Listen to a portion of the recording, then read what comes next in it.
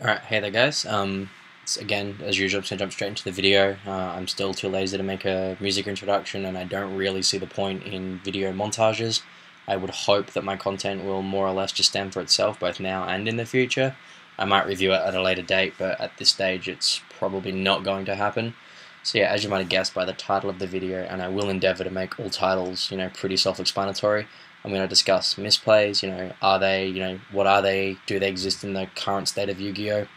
A misplay is probably one of the worst things you can do in-game, apart from, being shady, cheating, and, just being a general loser, because it can easily, you can easily lose respect over it if you refuse to learn from a misplay, if you make the same one repeatedly.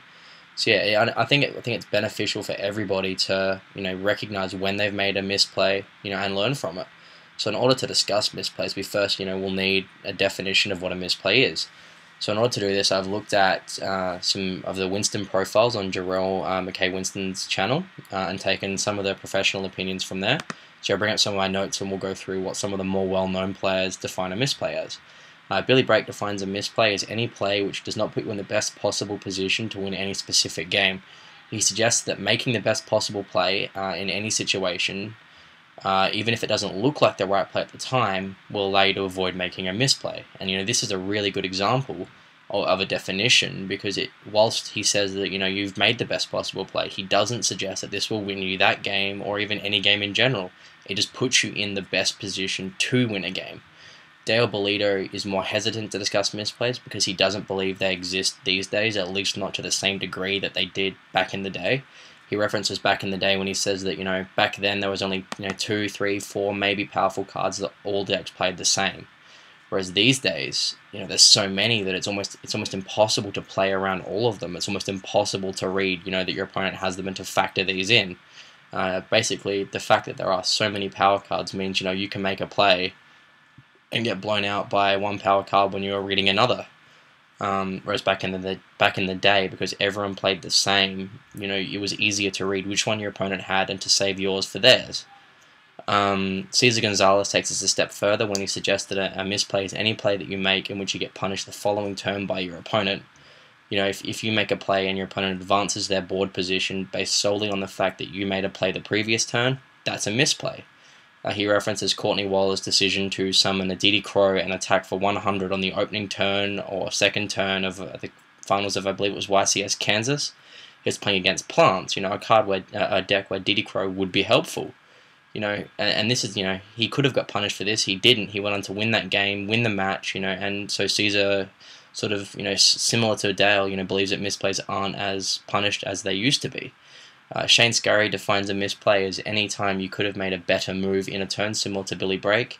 If you realize in a following turn or a few turns later that a play you made previously could have put you in a better position now had you done it differently, that's a misplay. And Jay Kim takes this further when he states that Yu-Gi-Oh was a game of imperfect information. If you could lay both you and your opponent's hands and field face up, take into account life points, cards they could draw into, and that sort of thing, there would be an optimal or perfect, if you will, play. Maybe you can't see it because you don't have all this information, but any play that you make that isn't in line with this optimal play had you known everything is a misplay.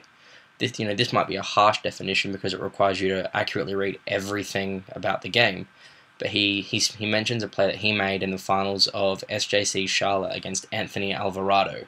He had a Morphing Jar and a Creature Swap. He could have Creature Swapped the Morphing Jar, attacked it, given both players a new hand and played the game from there. However, he decided against doing this because he believed that his card position was strong and wanted to keep the card total small because he believed at the time that he was a better player.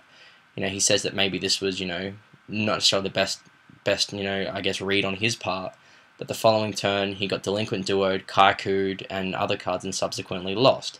He regrets this play because, had he made it, maybe he would have won that game. To him, that's what a misplay is. So, it's evident that an assortment of pro players define a misplay as any play that you make which does not put you in the best possible position to win any given game.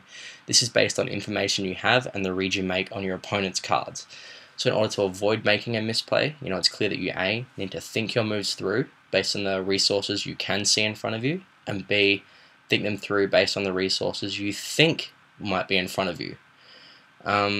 the problem with this is, as J. Kim said, Yu-Gi-Oh is a game of imperfect information, and making reads on weaker opponents, maybe lesser caliber or newer to the game, can often cost you. My friend found me the following quote on Duelist Grounds, which I've found extremely relevant to this. The quote is, "Basically in real life, it's hard to make accurate reads because most players are really bad, run random cards, and make awkward plays on the regular that somehow end up screwing you. All you can do for them is try and put yourself in the best possible position at all times." He goes on to say, in general though, the people you can make accurate reads on usually exhibit the following symptoms. 1. They don't smell like weak old swamp ass. 2. Their deck box sleeves playmat don't feature big-titted anime girls. Look for official playmats, especially from other games, and maybe custom ones that look presentable as signs of a competent player. And 3. They are able to carry out a normal conversation, usually without the use of memes. Yeah, and then he goes further on to say, if they're of the other variety, you'll probably end up doing yourself more harm than good in trying to figure out why they did anything. And this is relevant because attempting to make a read on an opponent that frequently does not make the best or optimal play can sometimes cause you to lose a game. For example, I was watching one of my friends at locals play Chaos Dragons against the Dino Rabbit player. The Dino Rabbit player has one back row, a face-up Laggia with materials that he's lanced, so it's down to 1700 attack. My friend summons a Lila, and the Rabbit player lets it through. So at this point, he's assuming that the back row is something like a dimensional prison because he hasn't negated the Lila summon, which can crash the Laggia. He goes on to break the back row instead of attacking into the dimensional prison, and it turns out it was just an MST. He goes on, as the match goes on, he goes on to lose eventually, and after the game, the Rabbit player goes, "Oh, I forgot that Lance makes my guy lose attack." Technically this is a misplay on my friend's behalf, because had he suicided the Lila, he would have had a much better chance of winning the game. But the play that he made, he justified because he made an incorrect read, or a read that, maybe would have been justifiable against a player of a higher caliber.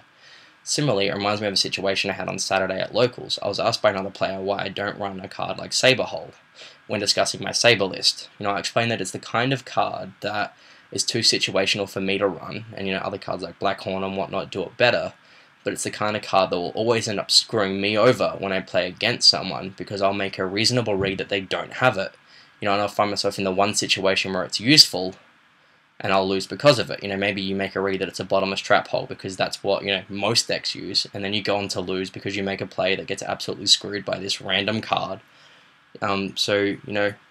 It's hard to necessarily define what a misplay is, and I guess that's basically what my point is. It's not going to be easy to say every time that something is a misplay, but they do exist. And easier ones do exist. For example, I was playing Gravekeepers probably 2 or 3 weeks ago. I have a Descendant, a Recruiter, one back row, which is a Solemn Warning, and no Necro Valley. I attack an open field, and my opponent drops Gauze. At this point, for whatever reason, I just flip the warning without thinking. So negate the Gauze, and then I'm stuck with a Descendant, a Recruiter, and no back row. As soon as I did this, I realized almost immediately that the correct play was shoot off Recruiter to destroy the Gauze, save my warning, search a Commandant, add a Necro Valley, and have a stronger Descendant. This would give me a back row, and I would have the Necro Valley to protect from him ripping Avarice, Reborn, and that sort of thing, but I made the misplay, and luckily for me, I wasn't punished for it. My opponent didn't draw into the BLS or the Reborn or the Avarice that he could have because I made a less than optimal play. However, just because I wasn't punished for it doesn't mean I shouldn't, immediately realize what I had done wrong and make sure I don't do it again. Too often I see players make a misplay and just go, oh, and then, when his opponent draws, a 1 in 20 card and gets game, they go, oh, you sacked me. It's like, well, maybe they did, but could you have done something better before that point that would have meant you wouldn't have lost that turn? And they write this off and go, nope, he sacked me, that's all there is to it. He drew the one card, that's all there is to it. It's like, well, did you have to torrential that weak monster that he summoned first, when you had an in-hand monster that could deal with it, would that torrential that you wasted the turn before have saved you now? And this is a dangerous attitude to adopt. If you refuse to admit that you made misplays earlier in the game, you can't grow as a player. If you always write your losses off to being sacked, you'll never improve. In this game, there are going to be times where your opponent misplays and you play perfectly and you lose. That's the nature of luck and of power cards, and if the better player always won every single game, this card game would have died out a long time ago. The weaker players wouldn't have kept playing, because what's the point in them playing if they can never win? After the game, after the game's over, help each other, identify where misplays occurred and, rectify them, make sure they never happen again. I remember watching another one of my friends play against a rabbit player, and after the game, the rabbit player said, "Did I misplay?" After he won, and my friend said, "Well, you did, but you had Heavy Storm, Tour Guide, and you drew BLS as your third card, so it was irrelevant." And this is true. Maybe you did misplay, but you drew the cards that get you game. That doesn't mean that you shouldn't ask after the game if you had misplayed. You'll learn from it. Just because you won doesn't mean you deserve to win. Just because you lost doesn't mean you deserve to lose. And vice versa. I think that every time we make a misplay, it gives us an opportunity to learn from it. Maybe, making the optimal play every time won't guarantee that we win, but it certainly doesn't hurt. The most important thing is that you do acknowledge that you have made a misplay and that everyone makes them, and this is the only way that we'll grow as players.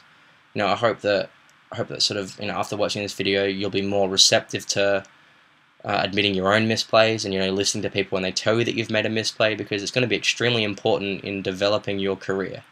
And yeah, cheers guys.